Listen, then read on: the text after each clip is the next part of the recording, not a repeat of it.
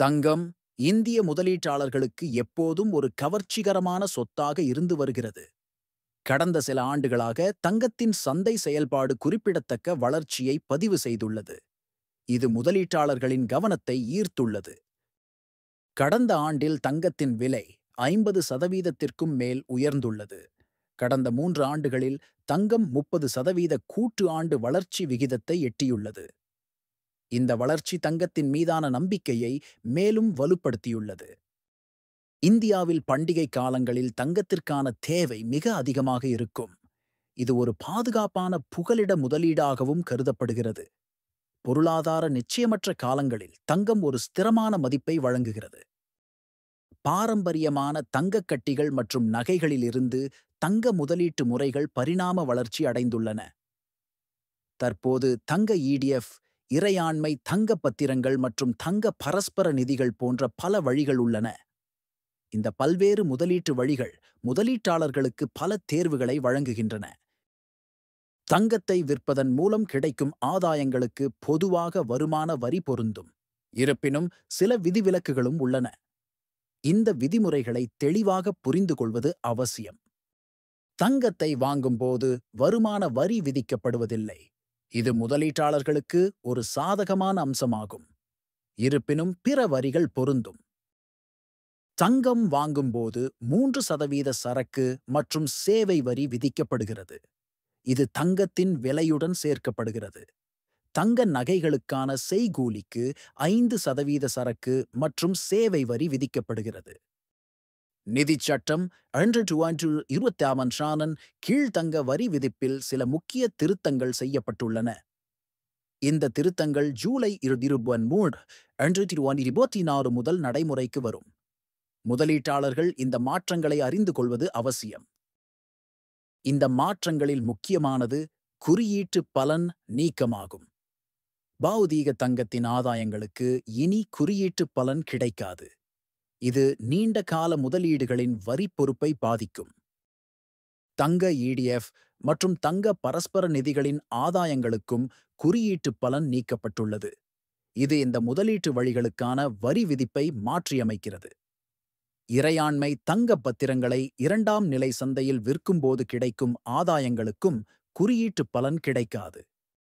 ஜூலை 23, 2024 பிறகு பௌதீக தங்கத்தை விற்பனை செய்வதற்கான வரி விதிப்பு விதிகள் மாறியுள்ளன. முதலீட்டாளர்கள் இந்த புதிய விதிகளை புரிந்து கொள்ள வேண்டும். குறுகிய கால மூலதன ஆதாயங்கள் என்பது 24 மாதங்கள் அல்லது அதற்கும் குறைவான காலம் தங்கத்தை வைத்திருந்து விற்பனை செய்வதாகும். இந்த ஆதாயங்கள் தனிநபரின் வருமான வரி அடுக்கு விகிதத்தில் வரி விதிக்கப்படும். இது முதலீட்டாளரின் மொத்த வருமானத்துடன் சேர்க்கப்படும். நீண்ட கால மூலதன ஆதாயங்கள் என்பது 24 மாதங்களுக்கும் மேலாக தங்கத்தை வைத்திருந்து விற்பனை செய்வதாகும். இந்த ஆதாயங்களுக்கு 12.5% நிலையான விகிதத்தில் வரி விதிக்கப்படும். இதில் குறியீட்டு பலன் எதுவும் பயன்படுத்தப்படாது. தங்க இடிஎஃப் மற்றும் தங்க பரஸ்பர நிதிகளை விற்பனை செய்வதற்கான வரி விதிப்பு விதிகளும் மாற்றப்பட்டுள்ளன. இந்த மாற்றங்கள் முதலீட்டாளர்களின் முடிவுகளை பாதிக்கலாம். குறுகிய கால மூலதன ஆதாயங்கள் என்பது 12 மாதங்கள் அல்லது அதற்கும் குறைவான காலம் இந்த நிதிகளை வைத்திருந்து விற்பனை செய்வதாகும். இந்த ஆதாயங்கள் தனிநபரின் வருமான வரி அடுக்கு விகிதத்தில் வரி விதிக்கப்படும். இது முதலீட்டாளரின் மொத்த வருமானத்துடன் சேர்க்கப்படும். நீண்ட கால மூலதன ஆதாயங்கள் என்பது 12 மாதங்களுக்கும் மேலாக இந்த நிதிகளை வைத்திருந்து விற்பனை செய்வதாகும். இந்த ஆதாயங்களுக்கு 12.5% நிலையான விகிதத்தில் வரி விதிக்கப்படும். இதில் குறியீட்டு பலன் எதுவும் பயன்படுத்தப்படாது. இறையாண்மை தங்கப்பத்திரங்கள் இந்திய ரிசர்வ் வங்கியால் மத்திய அரசு சார்பாக வெளியிடப்படுகின்றன. இவை 99.9 தூய்மையான தங்கத்தால் ஆதரிக்கப்படுகின்றன. இது முதலீட்டாளர்களுக்கு பாதுகாப்பை வழங்குகிறது. இவற்றின் முதிர்வு காலம் 8 ஆண்டுகள் ஆகும். முதலீட்டாளர்கள் தங்கள் ஆரம்ப முதலீட்டின் மீது ஆண்டுக்கு 2.5% வட்டி பெறுகிறார்கள். இந்த வட்டி முதலீட்டாளர்களுக்கு கூடுதல் வருமானத்தை வழங்குகிறது. டிமேட் வடிவில் இருந்தால் இறையாண்மை தங்கப் பத்திரங்களை பங்குச் சந்தைகளில் வர்த்தகம் செய்யலாம். இது முதலீட்டாளர்களுக்கு பணப்புழக்கத்தை வழங்குகிறது. முதிர்வு காலத்தில் இறையாண்மை தங்கப் பத்திரங்களை வைத்திருப்பதன் மூலம் கிடைக்கும் ஆதாயங்களுக்கு வரி விலக்கு அளிக்கப்படுகிறது.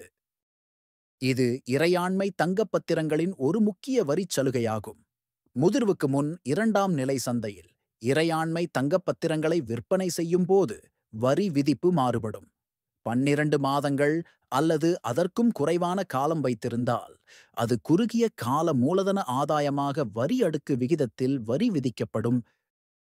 12 மாதங்களுக்கும் மேலாக வைத்திருந்தால் அது 12.5% நிலையான விகிதத்தில் வரி விதிக்கப்படும். இதில் குறியீட்டு பலன் எதுவும் கிடைக்காது.